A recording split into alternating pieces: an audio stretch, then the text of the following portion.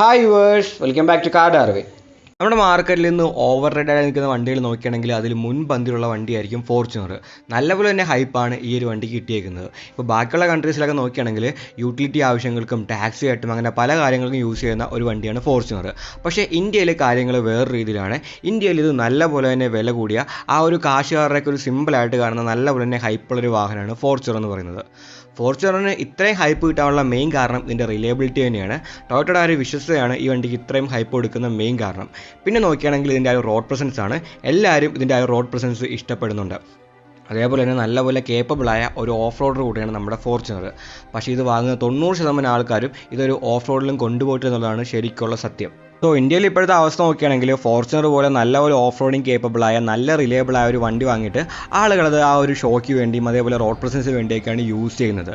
ഇനി ഇതിൻ്റെ വില നോക്കി കുറവൊന്നുമല്ല. 2009 നോക്കുകയാണെങ്കിൽ ഏകദേശം 18 ലക്ഷം രൂപ 20 ലക്ഷം രൂപ കിട്ടിക്കൊണ്ടിരുന്ന വണ്ടിയാണ്. ഇപ്പോൾ ഇതിൻ്റെ ഏറ്റവും കൂടിയ മോഡലിൻ്റെ ഓൺ റോഡ് പ്രൈസ് വരുന്നതിന് 65 ലക്ഷം രൂപയാണ്. അപ്പം ഇത്രയും പൈസ കൊടുത്ത് ഇത് വാങ്ങിയിട്ട് ആളുകളിത് യൂസ് ചെയ്യുന്നത് വെറുതെ ഷോ കാണിക്കാൻ വേണ്ടിയും ആ ഒരു റോഡ് പ്രസൻസിന് വേണ്ടിയാണ്. അല്ലാണ്ട് ഓഫ് റോഡ് കൊണ്ടുപോകാൻ അതിൻ്റെ ആ ഒരു ശരിക്കുള്ള പൊട്ടൻഷ്യൽ ആരും യൂസ് ചെയ്യുന്നില്ല. അപ്പം അങ്ങനെ നോക്കുകയാണെങ്കിൽ അതായത് ഈ ഒരു പ്രൈസ് റേഞ്ചിൽ കിട്ടുന്ന ബാക്കിയുള്ള ടൊയോട്ട ഫോർച്യൂണറിനെക്കാളും ലക്ഷറിയസ് ആയ, അതിനേക്കാളും കംഫോർട്ട് തരുന്ന, അതിനേക്കാളും റോഡ് പ്രസൻസ് തരുന്ന ലക്ഷറിയസ് ആയിട്ടുള്ള കുറച്ച് വണ്ടികളാണ് നമ്മൾ നോക്കാൻ പോകുന്നത്. അതായത് നമ്മൾ ആ ഒരു കൊടുക്കുന്ന കാശിന് നമുക്ക് ആ ഒരു ലക്ഷറിയും റോഡ് പ്രസൻസും നല്ല എക്സ്പെൻസീവ് ആണെന്ന് തോന്നിക്കുന്ന പോലത്തെ കുറച്ച് വണ്ടികൾ നമ്മുടെ മാർക്കറ്റിലുണ്ട്. അങ്ങനത്തെ വണ്ടികളാണ് നമ്മൾ ഈ വീഡിയോയിൽ പറയാൻ പോകുന്നത്. സോ ഈ വീഡിയോ നമ്മൾ ഉൾപ്പെടുത്തിയ വണ്ടി നോക്കുകയാണെങ്കിൽ ടൊയോട്ട അത്രയും ഈ വണ്ടികൾ റിലയബിൾ ആയിരിക്കത്തില്ല. ആ ഒരു വിശ്വസ്തയൊന്നും ടൊയോട്ട വിശ്വസ്തയൊന്നും ഈ ബ്രാൻഡുകളിൽ നമുക്ക് കിട്ടത്തില്ല. പക്ഷേ ഒരുപാട് ഫീച്ചേഴ്സ് ഉണ്ട്, നല്ല റോഡ് പ്രസൻസ് ഉണ്ട്, നല്ല ലക്ഷറീസ് ആയ വണ്ടികളാണ്. പിന്നെ 65 ലക്ഷം രൂപ മുടക്കി ഒരു വണ്ടി മേടിക്കുന്ന ആൾ ഒരിക്കലും ഒരു സാധാരണക്കാരനും മിഡിൽ ക്ലാസ് ഒന്നും ആയിരിക്കത്തില്ല. നല്ലപോലെ കാശുള്ളവരെ മേടിക്കത്തുള്ളൂ. അപ്പം അത്രയും വില കൊടുത്തൊരു വണ്ടി വാങ്ങിയാണെങ്കിൽ അത് മെയിൻറ്റെയിൻ ചെയ്യാനുള്ള കപ്പാസിറ്റിയും ഉറപ്പായിട്ടും അവർക്കുണ്ടാകും. ഈ ഒരു വീഡിയോയിൽ നമ്മൾ എസ് യുകളെ മാത്രമല്ല നമ്മൾ സെഡാനുകളെ ഉൾപ്പെടുത്തിയിട്ടുണ്ട്. കാരണം നമ്മൾ ആ ഒരു എസ് യു എന്ന് പറഞ്ഞ ആ ഒരു കാറ്റഗറി മാത്രമല്ല നോക്കുന്നത്, നമ്മൾ ഫോർച്യൂണറിന് വേണ്ടി കൊടുക്കുന്ന ആ ഒരു പൈസയാണ് നോക്കുന്നത്. ആ ഒരു പൈസയ്ക്ക് നമുക്ക് അതിനേക്കാളും ബെറ്ററായ കംഫോർട്ടും ലക്ഷറിയും റോഡ് പ്രസൻസും അട്രാക്ഷൻ തരുന്ന വണ്ടികൾ ഏതാണ്, അതാണ് നമ്മൾ വീഡിയോയിൽ നോക്കുന്നത്. അല്ലാണ്ട് എസ് യുകൾ മാത്രമല്ല നമ്മൾ നോക്കുന്നത്. ആദ്യത്തെ വണ്ടി സ്കോഡയുടെ കോഡിയാക്കാണ്. കോഡിയാക്കിൻ്റെ ആ ഒരു യൂറോ സ്പെക്കാണ് നമുക്ക് ഇന്ത്യയിൽ കിട്ടുന്നത്. അതുകൊണ്ട് തന്നെ നമുക്ക് ആ ഒരു ക്വാളിറ്റിയും അതേപോലെ തന്നെ കിട്ടുന്നുണ്ട്. ക്വാളിറ്റി കാര്യത്തിൽ ഒരു കോംപ്രമൈസും വേണ്ടില്ല. ഫുള്ള് ലെതർ ഇൻറ്റീരിയേഴ്സാണ്. ഇൻറ്റീരിയേഴ്സ് നോക്കുകയാണെങ്കിൽ വേൾഡ് ക്ലാസ് നിലവാരത്തിലാണ് ഉണ്ടാക്കിയേക്കുന്നത്. ഡ്യുവൽ ഗ്ലൗ ബോക്സുകൾ വരുന്നുണ്ട്. അതേപോലെ തന്നെ പവേർഡ് ആയിട്ടുള്ള ആ ഒരു ബൂട്ടും കാര്യങ്ങളൊക്കെ വണ്ടിക്ക് വന്നേക്കുന്നത്. പിന്നെ 1 ടച്ച് പവർ വിൻഡോ ആയിട്ടുണ്ട്. അതേപോലെ തന്നെ ഏറ്റവും ഇമ്പോർട്ടൻ്റ് ആയ കാര്യം ഇതിൽ പാർക്ക് അസിസ്റ്റ് ഉണ്ട്. നമുക്ക് നല്ലപോലെ തന്നെ ഗുണം ചെയ്യുന്ന ഒരു ഫീച്ചറാണ് പാർക്ക് അസിസ്റ്റ് എന്ന് പറയുന്നത്. അത് ഈ വണ്ടിയിൽ കിട്ടുന്നുണ്ട്. പിന്നെ വലിയൊരു സൺറൂഫ് വരുന്നുണ്ട് വണ്ടിക്ക്. വെന്റിലേറ്റഡ് സീറ്റ്സ് ആണ് വണ്ടിയിൽ വരുന്നത്. 2 സോൺ ക്ലൈമറ്റ് കൺട്രോൾ AC വരുന്നുണ്ട്. 360 ഡിഗ്രി ക്യാമറ വരുന്നുണ്ട്. അതേപോലെ നോക്കുകയാണെങ്കിൽ നെക്കിന് സപ്പോർട്ട് കിട്ടാൻ വേണ്ടി നെക്ക് സപ്പോർട്ടൊക്കെ വണ്ടിക്ക് കൊടുത്തിട്ടുണ്ട്. പിന്നെ നല്ലപോലെ തന്നെ സ്പേസും ഉണ്ട്. നല്ലപോലെ തന്നെ കംഫർട്ടബിളായ സീറ്റും കാര്യങ്ങളൊക്കെയാണ് വണ്ടിക്ക് വന്നേക്കുന്നത്. എഞ്ചിൻ നോക്കുകയാണെങ്കിൽ ഒരു 2 ലിറ്റർ പെട്രോൾ എഞ്ചിനാണ് വന്നേക്കുന്നത്. 188 HP പവർ ഇത് പ്രൊഡ്യൂസ് ചെയ്യുന്നുണ്ട്. 320 Nm ടോർക്കും കിട്ടുന്നുണ്ട്. ഓൾ വീൽ ഡ്രൈവും ഇതിന് കൊടുത്തിട്ടുണ്ട്. ഇത് കാണുകയാണെങ്കിൽ തന്നെ നല്ല ലക്ഷറീസ് ആയ നല്ലൊരു വണ്ടിയാണിത്. നല്ല റോഡ് പ്രസൻസും ഈ ഒരു വണ്ടി തരുന്നുണ്ട്. അടുത്ത വണ്ടി സിട്രോണിൻ്റെ C5 ആണ്. ഇതും ആ ഒരു യൂറോപ്യൻ ക്വാളിറ്റി തന്നെയാണ് നമുക്ക് ഇന്ത്യയിലും കിട്ടിയേക്കുന്നത്. വണ്ടിയുടെ ആ ഒരു ഇൻറ്റീരിയേഴ്സ് കണ്ടാൽ തന്നെ നമ്മൾ ഇഷ്ടപ്പെട്ട് വണ്ടി വാങ്ങിപ്പോകും. അത്രയ്ക്ക് പ്രീമിയം സാധനമാണ് വണ്ടിക്ക് കൊടുത്തേക്കുന്നത്. ഫുൾ ലെതർ ഇൻറ്റീരിയേഴ്സ് ആണ്. ഇനി റിയർ സീറ്റ് നോക്കുകയാണെങ്കിൽ റിയറിൽ 3 വലിയ സീറ്റുകളാണ് വരുന്നത്. ബാക്കിയുള്ള വണ്ടികളിലെ പോലെ ആ ഒരു റിയറിൽ ഒരു ഒതുങ്ങിയ ചെറിയ സീറ്റ് കൊടുത്തിട്ടില്ല. 3 ഫുൾ സൈസ് സീറ്റുകൾ തന്നെ വണ്ടിയുടെ റിയറിൽ വരുന്നുണ്ട്. ഈ വണ്ടിയിലും സീറ്റ് വെന്റിലേഷനും അതുപോലത്തെ കാര്യങ്ങളൊക്കെ കൊടുക്കുന്നുണ്ട്. പിന്നെ ഏറ്റവും ഇമ്പോർട്ടൻറ്റ് കാര്യം ഇതിൻ്റെ ആ ഒരു സസ്പെൻഷനാണ്. ഹൈഡ്രോളിക് ന്യൂമാറ്റിക് സസ്പെൻഷൻ എന്നാണ് ഇതിന് പറയുന്നത്. ഈ സസ്പെൻഷൻ നോക്കുകയാണെങ്കിൽ വളരെ കംഫർട്ടബിൾ ആയ സസ്പെൻഷനാണ്. ഈ പ്രൈസ് റേഞ്ചിൽ കിട്ടാവുന്ന ഏറ്റവും നല്ല സസ്പെൻഷനാണ് സിട്രോൺ ഈ ഒരു വണ്ടിയിൽ കൊടുത്തേക്കുന്നത്. 2 ലിറ്റർ ഡീസൽ എഞ്ചിനാണ് ഇതിൽ വന്നേക്കുന്നത്. ഏകദേശം 174 HP പവറും പ്രൊഡ്യൂസ് ചെയ്യുന്നുണ്ട്. 400 Nm ടോർക്കും കിട്ടുന്നുണ്ട്. പക്ഷേ ഈ വണ്ടിക്ക് ഫ്രണ്ട് വീൽ ഡ്രൈവ് മാത്രമേ ഉള്ളൂ. അതുകൊണ്ട് തന്നെ റിയറിൽ ആ ഒരു ട്രാൻസ്മിഷൻ ടൈലൊന്നും വരുന്നില്ല. റിയർ നോക്കുകയാണെങ്കിൽ നല്ലപോലെ തന്നെ ഫ്ലാറ്റ് ആണ്. ഇതിൻ്റെ പ്രൈസ് നോക്കുകയാണെങ്കിൽ ഇതിൻ്റെ ടോപ്പ് എൻഡ് മോഡലിന് ഏകദേശം 48 ലക്ഷം രൂപയോളം ഓൺ റോഡ് പ്രൈസ് വരുന്നുള്ളൂ. പിന്നെ നമ്മൾ മെഴ്സഡീസിൻ്റെയും BMW ഒക്കെ ഒരുപാട് വണ്ടികൾ നോക്കിയായിരുന്നു. പക്ഷേ C ക്ലാസ്സിനും 3 സീരീസിനൊക്കെ ഇപ്പോൾ നല്ലപോലെ തന്നെ വിലയാണ്. 65 ലക്ഷത്തിന് മേലെ കൊടുക്കണം അതിൻ്റെ വില. അതായത് സ്റ്റാർട്ടിംഗ് പ്രൈസ് തന്നെ 65 ലക്ഷം രൂപയ്ക്ക് മേലെയാണ്. പിന്നെ ആ ഒരു 2 സീരീസും അതേപോലെ തന്നെ ആ ഒരു A ക്ലാസ് ലിമോസിനൊക്കെ നോക്കുകയാണെങ്കിൽ ചെറിയ വണ്ടികളാണ്. അതിന് വലിയ റോഡ് പ്രൈസൊന്നും തരാൻ കഴിയുന്നില്ല. അത് അവരുടെ ഒരു ബഡ്ജറ്റ് വണ്ടികളാണ്. അതേപോലെ തന്നെ GLA, X1 അതേപോലത്തെ ഒരുപാട് വണ്ടികളുണ്ട്. അതെല്ലാം ചെറിയ വണ്ടിയാണ്. അതുകൊണ്ടാണ് നമ്മൾ വീഡിയോയിൽ ഇൻക്ലൂഡ് ചെയ്യുന്നത്. പിന്നെ നമ്മുടെ ഔഡിയുടെ A4 ഉണ്ട്. ഔഡി ഇപ്പോൾ പയ്യെ ഇന്ത്യയിൽ ബാക്കോട്ട് പോയിക്കൊണ്ടിരിക്കുകയാണ്. എങ്കിലും A4 നല്ലൊരു വണ്ടിയാണ്. നമുക്ക് പണ്ട് മുതലേ അറിയാവുന്ന വണ്ടിയാണ്. വലിയ അപ്ഡേഷൻ അവർ കൊടുക്കുന്നില്ല. എങ്കിലും ഇപ്പോഴും ഇത് പ്രീമിയം തന്നെയാണ്. ഒരു ജർമ്മൻ സെഡാനാണ്. ആ ഒരു ലെതർ ഇൻറ്റീരിയേഴ്സും ക്വാളിറ്റിയിലും സസ്പെൻഷനിലൊന്നും ഒന്നും നമുക്കൊരു സംശയമില്ല. നല്ല റോഡ് പ്രസൻസും ഈ ഒരു വണ്ടി വരുന്നുണ്ട്. ഇതിൻ്റെ ആ ഒരു A4 പ്രീമിയം പ്ലസ് എന്ന് പറഞ്ഞ മോഡലിന് ഏകദേശം 63 ലക്ഷം രൂപയോളാണ് ഓൺ റോഡ് പ്രൈസ് വരുന്നത്. 2 ലിറ്റർ പെട്രോൾ എഞ്ചിനാണ്. 202 HP ആണ് പവർ പ്രൊഡ്യൂസ് ചെയ്യുന്നത്. 320 Nm ടോർക്കും ഈ ഒരു വണ്ടി തരുന്നുണ്ട്. പിന്നെ ഒരു വണ്ടി നോക്കുകയാണെങ്കിൽ നമ്മുടെ ഇസൂസുവിൻ്റെ MUX ആണ്. ഇന്ത്യയിൽ വളരെ അണ്ടർ റേറ്റഡ് ആയ ഒരു വണ്ടിയാണെന്ന് പറയുന്നത്. ഫോർച്യൂണർ പോലെ തന്നെ കേപ്പബിൾ ആയ ഒരു ഓഫ് റോഡർ വണ്ടിയാണിത്. ലാഡർ ഓൺ ഫ്രെയിം വരുന്ന ഒരു SUV ആണ്. എവിടെ വേണമെങ്കിലും കൊണ്ടുപോകാം, എവിടെ വേണമെങ്കിലും ഈ ഒരു വണ്ടി കയറി പോകുന്നതായിരിക്കും. പക്ഷേ ഇന്ത്യയിൽ നല്ലപോലെ തന്നെ അണ്ടർ റേറ്റഡ് ആണ്. ഇതിൻ്റെ ആ ഒരു ഇസൂസു D-Max നോക്കുകയാണെങ്കിൽ അത് നല്ലപോലെ പോപ്പുലർ ആണ്. അതിൻ്റെ തന്നെ ഒരു SUV വേർഷൻ എന്ന് തന്നെ വിളിക്കാൻ പറ്റും. അങ്ങനത്തെ ഒരു വണ്ടിയാണിത്. പിന്നെ ജാപ്പനീസ് വണ്ടി ആയതുകൊണ്ട് തന്നെ റിലയബിലിറ്റിക്കും ഒരു കുഴപ്പമില്ല. പക്ഷേ ഇത് ശരിക്കും അണ്ടർ റേറ്റഡ് ആയ വണ്ടിയായിപ്പോയി.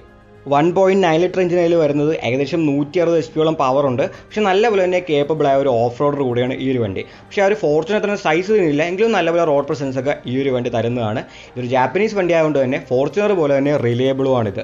പിന്നെ ഇതിൻ്റെ പ്രൈസും നല്ലപോലെ കുറവാണ്. അതായത് ഇതിൻ്റെ ആ ഒരു ടോപ്പ് എൻഡ് വേരിയൻറ്റിന് 4 വീൽ ഡ്രൈവുള്ള വേരിയൻറ്റിന് ഏകദേശം 45 ലക്ഷം രൂപയോളം എക്സ് ഷോറൂം പ്രൈസ് വരുന്നുള്ളൂ. പിന്നെ നമ്മുടെ ടൊയോട്ടയുടെ ഭാഗത്തു നിന്ന് തന്നെ ടൊയോട്ടയുടെ ഫോർച്യൂണറിനെക്കാളും നല്ലൊരു വണ്ടി വരുന്നുണ്ട്. അതായത് നിങ്ങൾക്ക് ആ ഒരു റോഡ് പ്രസൻസും ആ ഒരു 4 വീൽ ഡ്രൈവുള്ള SUV ഒന്നും വേണ്ടെങ്കിൽ ടൊയോട്ടയുടെ ഭാഗത്തു നിന്ന് തന്നെ ഫോർച്യൂണറിനെക്കാളും നല്ലൊരു വണ്ടി വരുന്നുണ്ട്.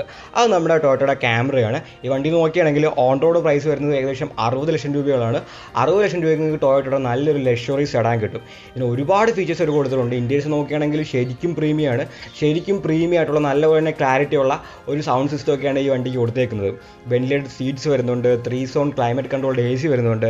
ഇലക്ട്രിക്കലി അഡ്ജസ്റ്റബിൾ ആയിട്ടുള്ള മെമ്മറി ഫംഗ്ഷനുള്ള സീറ്റും സ്റ്റിയറിംഗ് വീലൊക്കെ കിട്ടുന്നത്. അതായത് ഫ്രണ്ടിൽ ആ ഒരു കോപാസഞ്ചർ സീറ്റ് നമുക്ക് നല്ലപോലെ ഫ്രണ്ടിലേക്ക് ഇടാൻ പറ്റും. നമ്മൾ മേഴ്സഡസിൻ്റെ S ക്ലാസ്സിലൊക്കെ കണ്ട പോലത്തെ ആ ഒരു ബോസ് മോഡ് എന്നൊക്കെ പറഞ്ഞ സാധനമുണ്ട്. അതേപോലത്തെ ഫീച്ചേഴ്സ് ഈ ഒരു വണ്ടിയിൽ അവർ കൊടുത്തിട്ടുണ്ട്. പിന്നെ ലെതർ റാപ്ഡ് ആയിട്ടുള്ള സ്റ്റിയറിംഗ് വീലൊക്കെയാണ് കൊടുത്തേക്കുന്നത്. നല്ലപോലെ തന്നെ പ്രീമിയമാണ്. ഫുള്ള് ലക്ഷറീസ് ആയ ഒരു വണ്ടിയാണ് ഈ ഒരു ക്യാമറ എന്ന് പറയുന്നത്. റിയർ സീറ്റ് നോക്കുകയാണെങ്കിൽ അവിടെ ആ റിയർ സീറ്റിലെ ആ ഒരു പാസഞ്ചേഴ്സിൻ്റെ സീറ്റിൻ്റെ കൺട്രോളും AC കൺട്രോളും അതൊക്കെ കൊടുത്തേക്കുന്നത് ഒരു ടച്ച് സ്ക്രീനിലാണ്. അങ്ങനെ എവിടെ നോക്കിയാലും ലക്ഷറീസ് ആണ് ഈ ഒരു വണ്ടി സൺറൂഫും അതേപോലത്തെ കാര്യങ്ങളൊക്കെ ഇതിൽ കിട്ടുന്നുണ്ട്. എങ്കിലും നമ്മുടെ ഫോർച്യൂണറിൽ അവരത് കൊടുത്തിട്ടില്ല. 2.5 ലിറ്ററുള്ള ഒരു വലിയൊരു പെട്രോൾ എഞ്ചിനാണ് ഈ വണ്ടിയിൽ വരുന്നത്. ഏകദേശം 175 HP അത് പവറും തരുന്നുണ്ട്. എങ്കിലും ഈ വണ്ടിക്ക് 23 km/ലിറ്ററോളം മൈലേജ് കിട്ടും. അതിന് കാരണം ഇതൊരു ഹൈബ്രിഡ് വണ്ടിയാണ്. അതുകൊണ്ട് തന്നെ പവറും ഉണ്ട്, നല്ല മൈലേജും ഉണ്ട്. പിന്നെ ഇത്രയും പൈസയ്ക്ക് നിങ്ങൾക്ക് പുതിയൊരു വണ്ടി വേണ്ട, ഒരു സെക്കൻഡ് ഹാൻഡ് വണ്ടി മതിയെങ്കിൽ അത് നിങ്ങളെടുക്കുന്ന ഏറ്റവും വലിയ തീരുമാനമായിരിക്കും. ഇത്രയും പൈസ ഉണ്ടെങ്കിൽ ടൊയോട്ടയുടെ ഭാഗത്തു നിന്ന് വരുന്ന ഏറ്റവും ഫ്ലാഗ്ഷിപ്പായ SUV നിങ്ങൾക്ക് സെക്കൻഡ് ഹാൻഡ് ഇന്ത്യയിൽ വാങ്ങാൻ കഴിയും. അത് നമ്മുടെ ലാൻഡ് ക്രൂസറാണ്.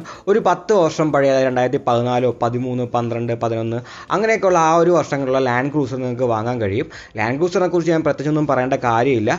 1 ലക്ഷം കിലോമീറ്ററോ 2 ലക്ഷം കിലോമീറ്ററൊക്കെ ഓടിയാണെങ്കിലും ആ ഒരു വണ്ടിക്ക് അതൊന്നും ഒന്നുമല്ല. എത്ര കിലോമീറ്റർ വേണമെങ്കിലും നല്ലപോലെ ഓടിക്കോളും. നമ്മൾ നല്ലപോലെ മെയിൻറ്റെയിൻ ചെയ്യണമെങ്കിൽ ഒരു കുഴപ്പമില്ലാണ്ട് എത്ര കാലം വേണമെങ്കിലും ഓടുന്നൊരു വണ്ടിയാണ്. പിന്നെ ഓഫ് റോഡിൻ്റെ കാര്യത്തിൽ ഞാൻ പ്രത്യേകിച്ച് ഇൻട്രൊഡക്ഷൻ പറയേണ്ട ആവശ്യമില്ല. എല്ലാവർക്കും അറിയാം ആ വണ്ടിയുടെ പൊട്ടൻഷ്യൽ.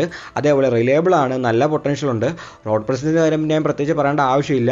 ഫോർച്യൂണറിൻ്റെ ഒരു 2 ഇരട്ടി പ്രസൻസ് ആയിരിക്കും നമ്മുടെ ലാൻഡ് ക്രൂസർ വരാൻ പോകുന്നത്. അതേപോലെ തന്നെ വണ്ടിക്ക് ആ ഒരു കംഫോർട്ടും ഫീച്ചേഴ്സൊന്നും ഒരു കുറവുമില്ല. 10 വർഷം പഴയ വണ്ടിയാണെങ്കിലും ഒരു ഫ്ലാഗ്ഷിപ്പ് വണ്ടി ആയതുകൊണ്ട് തന്നെ അതിൽ വേണ്ട എല്ലാ ലക്ഷറിയും ടൊയോട്ട കൊടുത്തിട്ടുണ്ട്. എല്ലാ ഫീച്ചേഴ്സും അവർ കൊടുത്തിട്ടുണ്ട്. ലുക്കിലാണെങ്കിലും ഒട്ടും കുറവൊന്നുമില്ല. 10 വർഷം പഴയ വണ്ടിയാണെങ്കിലും ലുക്കൊക്കെ മാരക ലുക്ക് തന്നെയാണ്. അതേപോലെ തന്നെ ലെക്സസിൻ്റെ LX 470 ഉണ്ട്. അതായത് വേണമെങ്കിൽ ലാൻഡ് ക്രൂസറിൻ്റെ ഒരു ലെക്സസ് വേർഷൻ തന്നെ വിളിക്കാം. അതിന് കുറച്ചുകൂടെ പ്രൈസ് കുറവാണ്. ലാൻഡ് ക്രൂസറിനെക്കാളും അതിന് പ്രൈസ് കുറവാണ് സെക്കൻഡ് ഹാൻഡ് മോഡലിൽ. അത് നമുക്ക് കിട്ടുന്നതാണ്. ഈ 2 വണ്ടികൾ നോക്കുകയാണെങ്കിൽ നല്ല പവർഫുള്ളായ V8 എഞ്ചിനാണ് നമുക്ക് കിട്ടാൻ പോകുന്നത്. ലാൻഡ് ക്രൂസർ നോക്കുകയാണെങ്കിൽ ആ ടൈമിൽ അതിൽ 4.5 ലിറ്റർ V8 എഞ്ചിൻ വന്നായിരുന്നു. അതിന് ഏകദേശം 268 HP പവറും വരുന്നുണ്ട്. 650 Nm ടോർക്കും വരുന്നുണ്ട്. സോ നിങ്ങൾക്ക് നല്ലൊരു വണ്ടി നോക്കിയെടുക്കാൻ കഴിയുകയാണെങ്കിൽ ഫോർച്യൂണറിനേക്കാളും ഇരട്ടി കേപ്പബിളായ അതിനേക്കാളൊക്കെ ഒരുപാട് റോഡ് പ്രസൻസ് ഉള്ള ഫീച്ചേഴ്സ് ഉള്ള ടൊയോട്ട തന്നെ ലെജൻഡറി വണ്ടിയായ ലാൻഡ് ക്രൂസർ വാങ്ങാൻ കഴിയുന്നതാണ്. പിന്നെ നോക്കുകയാണെങ്കിൽ നമ്മുടെ എൻഡേവർ ഇന്ത്യയിലേക്ക് വരാൻ പോവുകയാണ്. എൻഡേവർ പണ്ട് ഇവിടെ ഉണ്ടായിരുന്നപ്പോൾ തന്നെ ഫോർച്യൂണറിനെക്കാളും എല്ലാ കാര്യത്തിലും ഒരുപാട് മുമ്പായിരുന്നു. ഫോർഡ് നമുക്ക് ഒരുപാട് അപ്ഡേഷനും ഫീച്ചേഴ്സും കാര്യങ്ങളൊക്കെ അവരുടെ വണ്ടിയിൽ തരുമായിരുന്നു. അപ്പോൾ പുതിയ എൻഡേവർ എന്നതിനകത്ത് പ്രത്യേകിച്ച് പറയേണ്ട കാര്യമില്ല. അത് ഫോർച്യൂണറിനെക്കാളും ഒരുപാട് മുമ്പിലായിരിക്കും എല്ലാ കാര്യത്തിലും. സോ നിങ്ങളപ്പം 65 ലക്ഷം രൂപ മുടക്കി ഒരു വണ്ടി വാങ്ങാൻ പോകുമ്പം എല്ലാവരും പറയണത് കേട്ട് ഫോർച്യൂണർ വാങ്ങാണ്ട് നിങ്ങൾ ഒന്ന് ഇരുന്ന് ചിന്തിക്കുക. അതായത് നിങ്ങൾ കൊടുക്കുന്ന കാശിന് നിങ്ങൾക്ക് വേണ്ടത്ര സാധനങ്ങൾ കിട്ടുന്നുണ്ടോ, അല്ലെങ്കിൽ നിങ്ങൾക്ക് വേണ്ട വണ്ടി ഫോർച്യൂണർ ആണോ, അല്ലെങ്കിൽ നിങ്ങൾക്ക് വേണ്ടത് വേറെ എന്തൊക്കെയാണോ നിങ്ങൾ നിങ്ങൾ ചിന്തിക്കുക. എന്നിട്ട് നല്ല ബുദ്ധിപരമായിട്ട് ഒരു തീരുമാനം എടുക്കുക.